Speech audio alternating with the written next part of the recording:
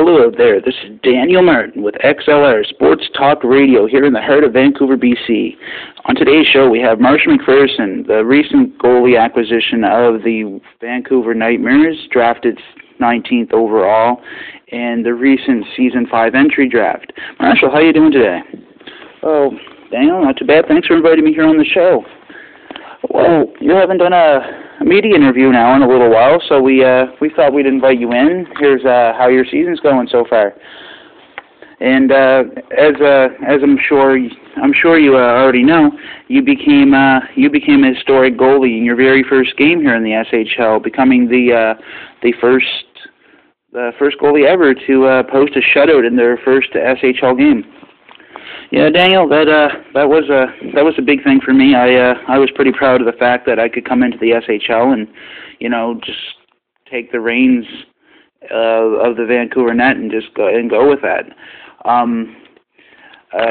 During the preseason, I guess I was losing a little bit of confidence from the management, and they thought to start Sawyer in the first game, and I respect their decision, and he did a good job for his first game. He was as nervous as I was in my first, I expect. So, he's playing against players that have been in the league a few years compared to other juniors, and knock to the other juniors that the talent levels are as they're much higher than in the juniors, and you got to expect more shots, and your margin for error is much lower here in the SHL. It's less of a Wild West shootout and more of a fight a battle between two snipers at the opposite end of the field. You take the shot when you can get it and hope that it goes in. In the juniors, you had games that go 2, 3, 4 goals a period. Here, you might be lucky to get that a game. Well, Marshall, the Nightmare would love to have that right now, wouldn't they? Yes, Daniel, they would. Our offense hasn't produced too well yet, and that's been a bit of a problem because without goals, as everybody knows, and it's redundant to say, you don't win games. I'm not sure what to tell you what's going on there. Hopefully Burke's looking into it, and hopefully he's going to change the lines up and see if we can produce a little bit more offense because, our defense has been playing great. Without being arrogant, and I've been playing pretty good myself, but, I can't score goals. The defense, they're not going to rush up ice. They got responsibilities in their own end. We need goals from the forwards, and hopefully Burke can shuffle the lines around and find that right combo that's going to light the lamp there at the other end, and hopefully from there we can pull out a string of wins. Well, Marshall, with 5 games between wins, something's got to change soon, or your season looks to be going down the hole. I mean, you guys are a respectable 2-3-2, which gives you guys 6 points, which isn't terrible, but it puts you middle of the pack so far in the season, and you got to make the playoffs, and there anything can happen, as evidenced by your Prince George Firebirds run right to the finals in the 4-Star Cup.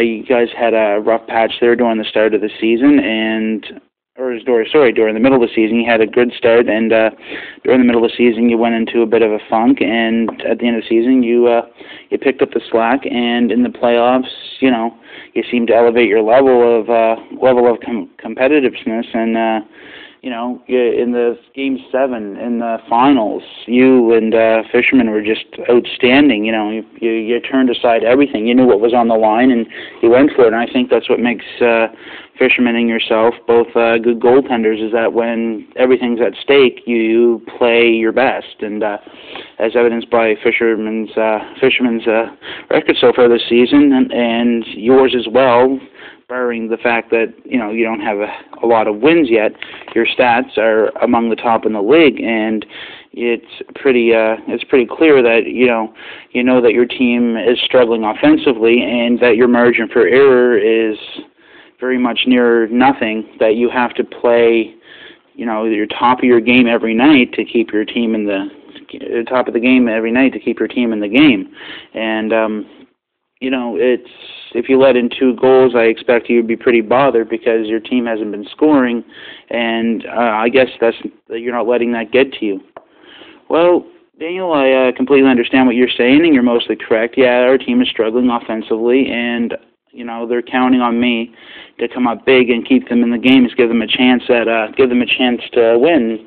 And I've been trying to limit the amount of goals I keep in, as any goalie would do. I'm trying my best to keep it 2 goals or less a game, where the offense only needs a goal or 2 to either tie it up, take it into overtime, where you're at least guaranteed a point, even if I manage to mess up and we lose. And as long as we're guaranteed at least 1 point from the game, it isn't so bad if we lose. But we much rather that 2 points and go higher up in the standings. And that's the problem. We need more offense. Like I said, I'm hoping Burke is working for something, because if not, it's going to be a long season. We're 7 games in, and we've only won 2 so far.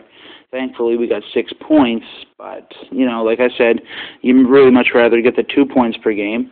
I'm not sure what else to say there. So I hope the guys realize what's going on, and that I can't really pull them through every game every night. I'm trying my best, but we need more offense. Hopefully they give it a little bit extra effort and on the ice tomorrow night, and like I said, Burke changes the lines around a bit, see what works, and hopefully we get a couple goals and make my night a little bit easier. Yeah, well, Marshall, as we've been watching the games over the last few days, right from the start, you've had to be on the ball, or else your team falls behind, and from there, it's just an uphill battle, and no team wants that at the start of the game. It breaks the confidence of the team, and it might cause a downfall if they're discouraged and they can't put shots on net and put the puck in. Well, I don't think that's the problem. They know that I'm not letting goals get to me anymore. That one going in isn't terribly bad. All you need is a goal to tie that up. But after a team builds a 2 or 3-0 lead, it becomes a little bit worse. But they know that after that, I'm going to elevate my game to the levels that I have been, where after a couple goals, I'm just going to shut the door and just get in that zone where I'm stopping pucks left, right, and center, and giving the boys a chance at winning. Well, Marshall, how are things in the Vancouver locker room? Is there any problems at all as there were in the Prince George Fire room or Prince George locker room? Well, no. There's every time you get a little discouraged with the losing and that, you go in there and everybody's a bit down. But our levels of will to win and that are high, and our morale despite losing the games is high. We all know we have the players on the team to win, and it's just a matter of finding the right combination of players who can produce and put the pucks on the net and get it in. And once we start getting some offense going, it's going to be a lot cheerier. But right now, everybody's just upset with how they're playing, and the fact that we're not getting pucks in the back of the net as we should be. And once that starts happening, the morale will definitely improve, as will with any other team. Oh, how's Abdallah so far? Oh, he's fine. I think he finally got over the 4-Star Cup loss. Like I said, we went out drinking that night, and as you know, you can just check the interview with the police officer. I don't want to get into that again. If you want to go hear the interrogation tape, then by all means go listen to it. It's out for public viewing anyway, so it's not like I can cover it up. Burke's kind of put a ban on us drinking, or at least before games. That sucks, but there's not much you can do about it. How about Jack Crasher? You're playing alongside your former GM. What's that like? Oh, I gotta say, the team barbecues are great. The guy knows how to cook meat, although pretty much that's all he eats. But he's a good guy, and he loves hurting people. And I think this industry and this business, the business of playing hockey and being a competitive SHL player is intensity. And he looks like he's going to rip your face off anytime you come near him. And I'm playing with him, so there you have that. So I can't imagine what it's like for a small little forward going up ice and seeing Jack Crasher and Clutie. Yeah, that would be pretty scary. Yeah, but definitely. And next question, Marshall. Brandon Sawyer. Yeah, I figured you would come to this. I'm not sure what to say here. Like, I know for the fact that if I was sitting on the bench as many games in a row as he was, I'd be frustrated, disappointed. I'm a team player, and I'm guessing he is too, and he's just going with the fact that I've been playing well, and he'll get his shot if I falter. It's like most teams, that's what you got to do with teams that have a goalie tandem. One person has to sit on the bench at any given time, and that goalie is not going to be happy that he's not in the net. But as long as the team is winning, that's what matters to the organization, and that's what should matter to the goalie on the bench. I'm not saying that's how he should feel, because I know I'd be disappointed with lack of playing time as well. But hopefully Burke will give him a start here or there, and he can enhance his game and maybe perhaps steal the starter role from me. I know he has it in him, and he's a great goalie. Played against him in the juniors, and he was a great goalie then. He's a great goalie now, and it's just a matter of time before he either steals the starter spot.